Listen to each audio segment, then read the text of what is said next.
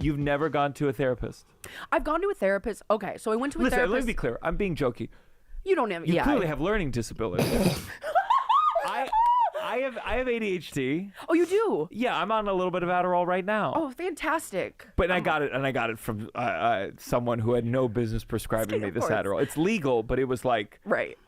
She is someone you call and you pay $400 for the Zoom session, and you go, I want this, and she goes, okay. Yeah, and yeah. How is that legal? Well, COVID, right? I'll go to that doctor. I asked her, I said, can I smoke pot On Adderall. And she went, this is her, let me Google it. Yeah, well, one person once died from it, but otherwise it looks fine. And that's how drugs work. Yeah. You've never... So, besides all the jokes, John Marco is getting at a very real phenomenon here of imposter syndrome that affects so many people suffering ADHD, depression, anxiety, PTSD, or types of mental health disorders. And it's that feeling of,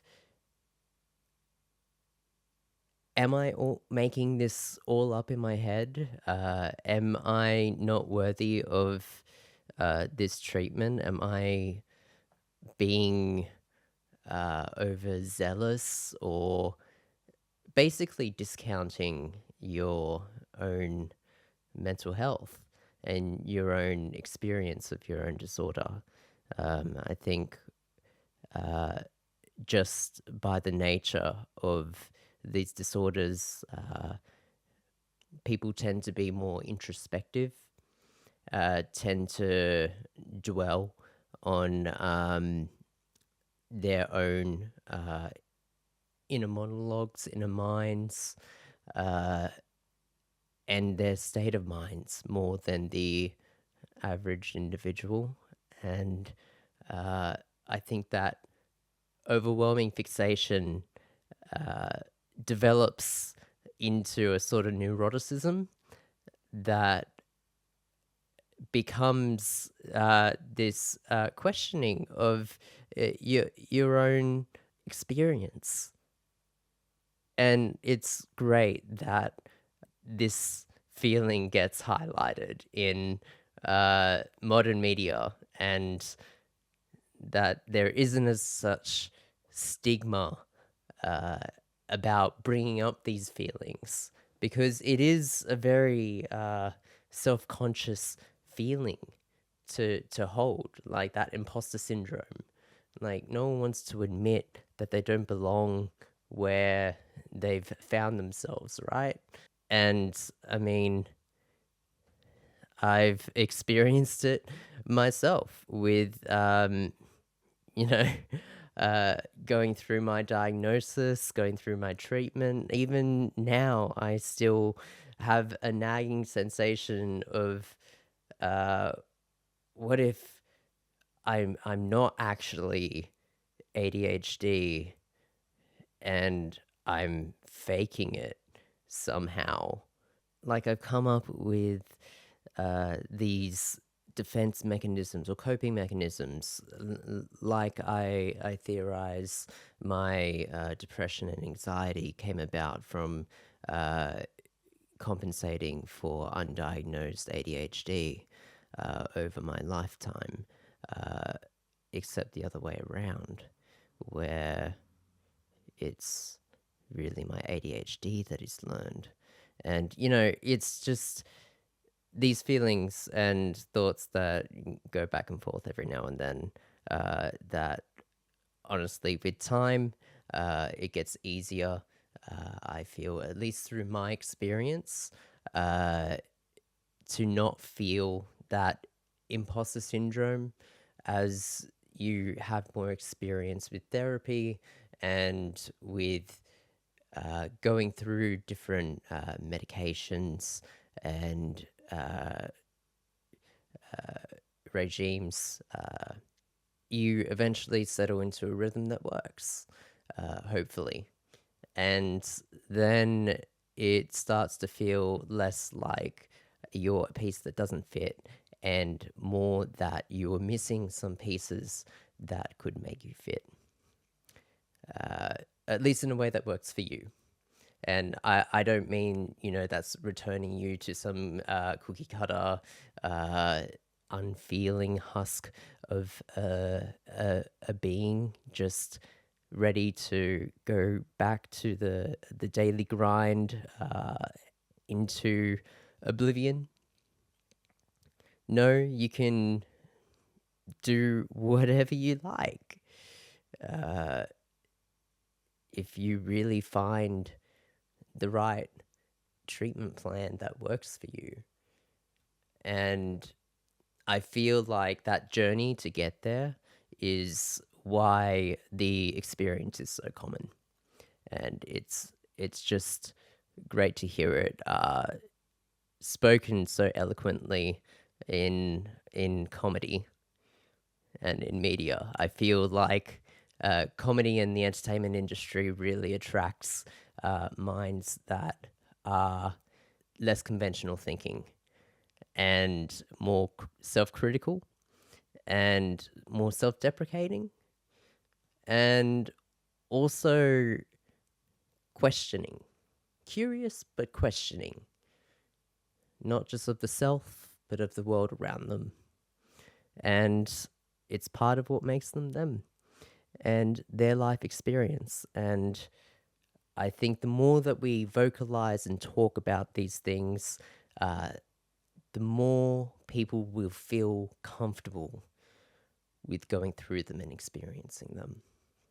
I think a big part of where the imposter syndrome even comes from is the indoctrination that we've had over generations of war on drug propaganda that has not worked and has completely ignored the medicinal uses and even now with the experimentation with psychedelic drugs and other substances that would have ordinarily been categorized as, Schedule 8 in Australia, which means prohibited substance, basically, unless you have a medical prescription.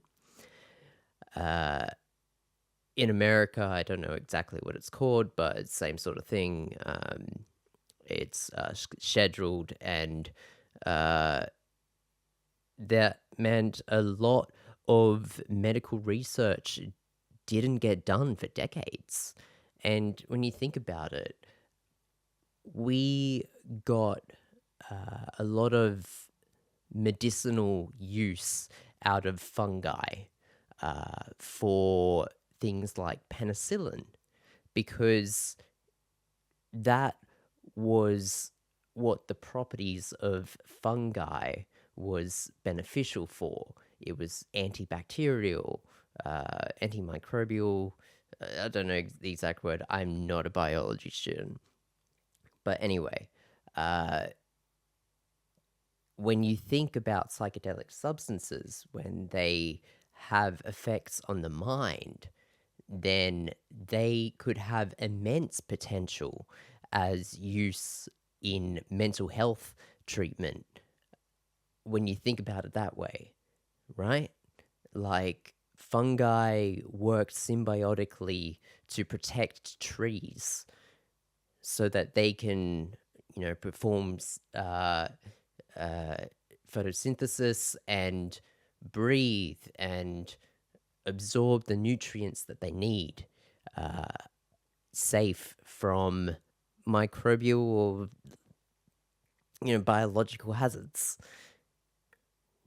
That's what penicillin does. If LSD makes the brain activate in different areas that it doesn't normally use and make the mind build connections that it never ordinarily had, then what's to say that it can't build connections for someone with an autoimmune disease that has MS, that has a neurodegenerative disease where they are losing their connections? And then you've got psilocybin, which has similar properties, but in completely plant form, not human synthesized at all. And then you have the long history of ayahuasca, and you also have much more tame examples of just medicinal cannabis and ketamine and all these substances that were seen as illicit street substances of abuse that have unlocked potential when used in pharmaceutical settings under the supervision of a trained specialist, such that the patient can be monitored, dosages can be adjusted, and treatment can be facilitated in a safe environment, rather than the self-medication that ends up happening with so many people. I wonder just how many people that take illicit substances are unintentionally or subconsciously or maybe even consciously self-medicating when they could be under the protection and the supervise of a medical system that protects their mental health along the way. And they could benefit from it rather than just depending on it. It raises a lot of questions, right? When you think about just the imposter syndrome and why we feel that way, why society has conditioned us to feel guilty to seek out these forms of treatment just because of some false narrative about the lower class and about how drugs are ruining society, when society has far worse problems that are driving people to depend and sedate themselves with quick fix solutions when they need long-term treatment. It's a sad state of affairs, but I feel like it is getting better every day for mental health.